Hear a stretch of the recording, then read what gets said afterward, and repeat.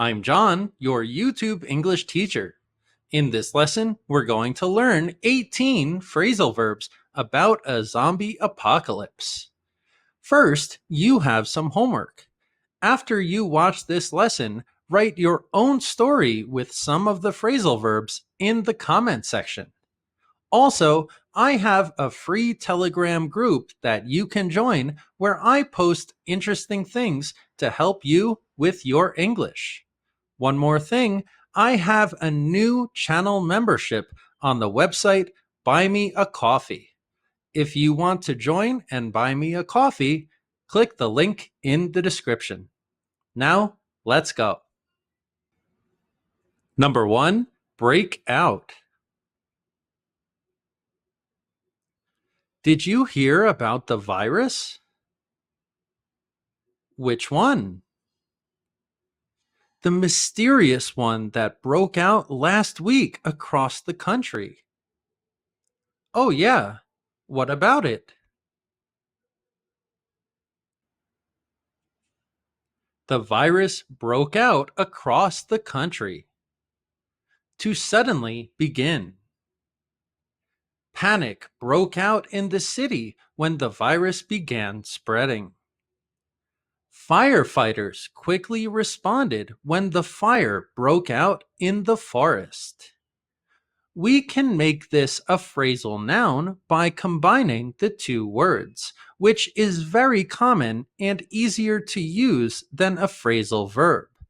I almost called this video a zombie breakout because the virus escapes and breaks out, creating more zombies.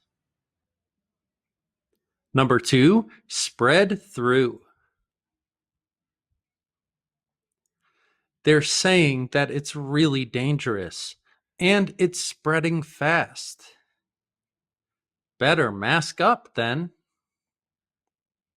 We already went through that with COVID. Not again, please. If it keeps spreading through the country, we'll have to do it. The infection is spreading through the country. To transmit, to disperse. The rumor quickly spread through the group. Fear spread through the community as the outbreak worsened. Spread is a word that's very common with viruses. Through implies that it's from point A to point B. We can use a lot of things with spread, like spread through a city or country, but we can also say the virus spreads through the blood. That means it's transmitted. Number 3, stock up on. The zombies are coming. We need to make sure we have enough supplies. How are we on food? We don't have enough. We need to stock up on food, and we should probably stock up on guns too. Okay, let's go to the store. We can find what we need there. We stocked up on canned food, water, guns, and first aid supplies. To accumulate a large supply of materials. We have to stock up on essentials for any emergencies. The zombies were coming, so the survivors stocked up on ammunition. If you use the word stock, you're talking about inventory. The reason we use the word up is because we're talking about levels or increasing a quantity of something. So if you increase the quantity of your stock or inventory, it just means accumulate. Number 4, barricade in. I think the zombies are right outside the house. Shh, Let's move the couch and push it against the door. Good idea. We can barricade ourselves in. We'll use other furniture too. We'll be safe here until we can figure out our next move. We barricaded ourselves in with the furniture. To block or defend a place by creating a barrier. The survivors barricaded themselves in an abandoned store. We barricaded ourselves in our house to wait for the storm to pass. Barricade just means to block a space with objects for protection. If we barricade ourselves in a space, it means we're generally safe or just in that space. That's why we use the word in. Number 5, board up. They could get in through the windows. I have some boards. We can nail them to the windows to secure them. Hurry, we don't have much time before they get here. They'll never know we're in here if we board the windows up. Let's board the windows up so they don't know we're in here. To cover windows or doors with wooden boards for protection. Before the hurricane, they boarded up all the windows to prevent damage. To avoid break-ins, the abandoned building was boarded up. Boring is the opposite of interesting, and bored is the opposite of interested. However, that's not what we're talking about here, but it is the same pronunciation. I am bored and board up. A board is a piece of wood, usually in the shape of a rectangle. If you put that board on the windows or doors, you're covering them. And that's the meaning of board up. Number 6, fight off. One of them is near the gate. Grab something, quick! We can't let it get in here. I have a bat. I can use that. Great. If it comes close, use the bat to fight it off. Grab something to fight it off. To defend against an attack by fighting or resisting. The hikers had to fight off a bear on the trail. With limited ammunition, they fought off the zombies until dawn. Why do we use the word off in this phrasal verb? Well, if a zombie is on you, that means there's contact. That's exactly what we don't want. We want the opposite. And the opposite of a zombie on you is a zombie off of you. On is actually a common preposition related to fighting or war because contact can be a very aggressive thing. Number 7, hold off. They're coming in larger numbers now. Don't let them in. Help is on the way. I hope so. Here we go. We have to hold them off until help gets here. Just hold them off a little longer. Help is on the way. To delay, prevent, or resist an attack. They had to hold off the zombies with barricades and fire. The city's defenses were designed to hold off invaders. It's important to understand the connection between words, especially in phrasal verbs. Hold is a word that means prevent. We don't have movement. For example, if you hold a phone in your hand, the phone can't move, theoretically. Off, as we remember, means no contact, but can also mean something like away or far. So the combination of hold and off gives us the meaning of not moving and staying away from us. Number 8, lock down. That was close. We're lucky the zombies decided to leave us alone. We did a good job, but we have to make sure this place is secure. It can't happen again. You're right. Let's lock this place down. We'll cover every entry point. Nothing will be able to get in here. Nothing will be able to get in after we lock this place down. To secure a place by locking and guarding it. The facility was locked down after the outbreak.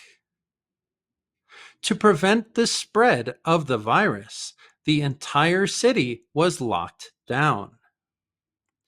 Down is a word which is often about movement. Here we can use our imaginations to think of those special types of locks that we need to move down in order for them to work. That's their function. By adding down to this phrasal verb, it kind of makes the lock more secure. It's kind of for emphasis. Number 9, hole up. We need to move. I don't think this place is safe anymore. There's an old cabin in the woods. Some friends are there. We can stay with them. Are you sure it's secure? It's isolated. We can hole up there for now. I don't think any zombies will be over there. There's an old cabin in the woods we can hole up in. To hide in a secure place. During the blizzard, they holed up in a mountain lodge. To survive the apocalypse, they holed up in an abandoned bunker. To hole is not a verb. This one is a bit strange and definitely not common. But this is what I call a context verb because you have to understand the context and the details to understand the verb. I wouldn't worry about studying this specific verb. Just remember that context is everything in language and communication. Number 10, look out for. I think we're in a safe place now. We can rest a bit. But we should take turns resting. We'll switch positions. Good idea. I'm going to take a nap. You look out for anything unusual. All right, just try to sleep. Everything will be fine.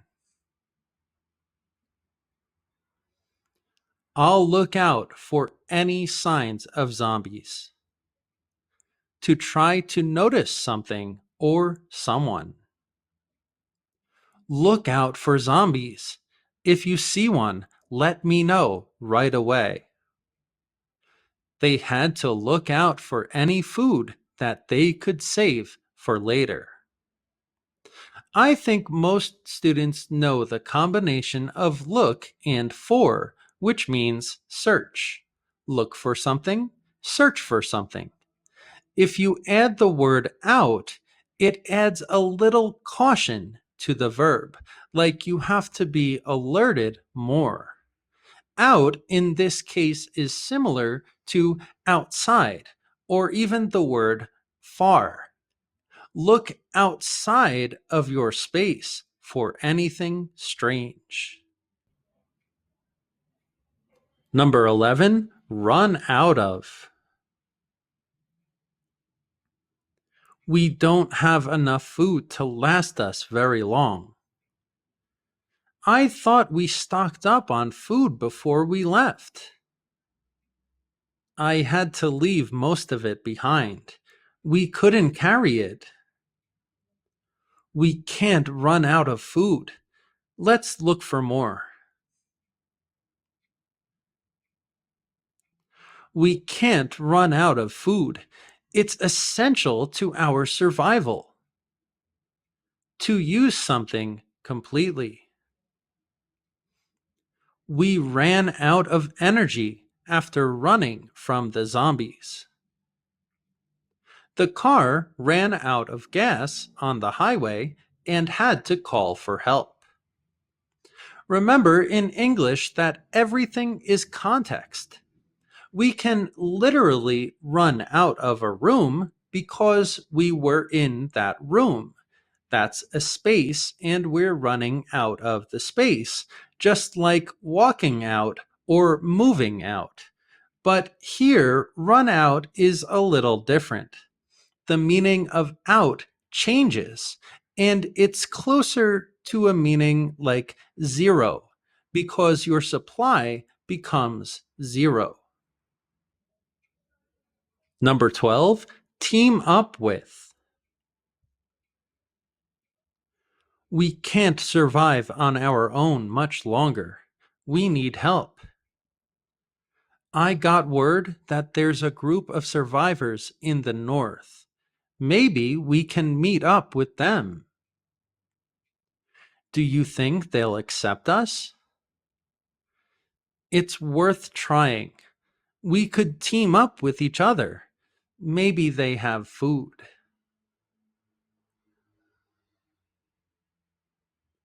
We could team up with the survivors in the north.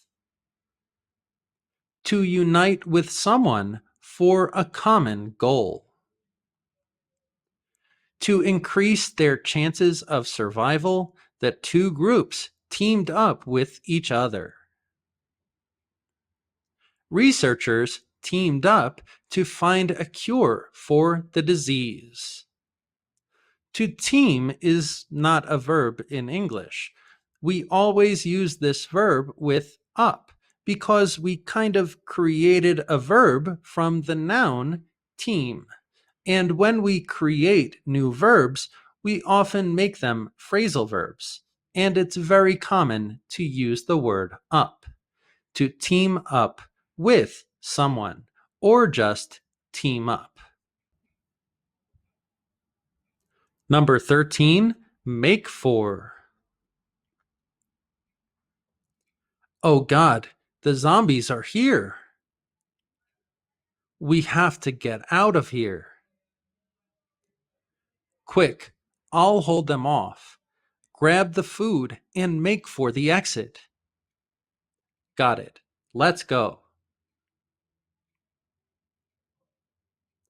Make for the exit. Now. To quickly go in the direction of a place. They made for the center of town when the zombies arrived.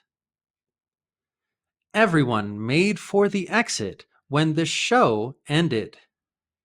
Make in a strange way can mean arrive or come. For example, can you make it to the party tonight? Which means, can you come to the party? That's kind of how this phrasal verb works, but it's very specific. We only use this in certain contexts, usually when we're talking about the exit, something urgent. Number 14, shake off. Oh God, one of them has me. I'm coming to help. Hurry, it's going to bite me. Try to shake it off. Don't let it bite you. Try to shake it off. To move in order to remove something. I don't know what's wrong. I can't shake off this feeling. There's a bug on me. I can't shake it off. To shake means to move a body part quickly. For example, shaking hands is a common way to say hello to someone. But when someone or something is on you or has contact with you and you want it off, the opposite, you can remove it by shaking. Number 15, lay low. I'm so glad we got away from those zombies. For now, at least. We can't attract any more attention to ourselves. Let's just rest and lay low for a while. Right. Good idea. I can't take much more running. Let's lay low until it's safe to move. To remain hidden, usually to avoid attention. They decided to lay low until the outbreak was contained. The fugitive decided to lay low for a few years to avoid detection. This is a very common phrasal verb for criminals because they're the ones who don't want attention when they're doing something illegal. We don't use this phrasal verb very much in other situations. Number 16, sneak past. We have to get to that area if we want to survive. But there are so many zombies up ahead blocking our path. They can't notice us. We have to sneak past them. Okay, let's do it. Move silently, try not to make a sound. We'll have to sneak past them quietly. To move past a place while avoiding detection. The spy snuck past the guards to infiltrate the building. She managed to sneak past her parents to go out with her friends. Sneak is a verb which means move quietly. Here we sneak past someone, but we can also sneak around a building or something similar. The past, just like our example, is snuck. Sneak, snuck, snuck. Number 17, take down. They noticed us. They're coming straight for us. There's one right next to you. Watch out. Help me out. I'll hold it. You try to take it down. Then we'll run. I'll try to take it down. Then we have to run. To attack something and bring it down to the floor. The group had to take down a zombie that was blocking their path. The UFC fighter took down his opponent and won the match. Remember context in English. We can use take down in the context of fighting, or we can physically take something down the stairs, which is much different. Or we can take pictures down from the wall.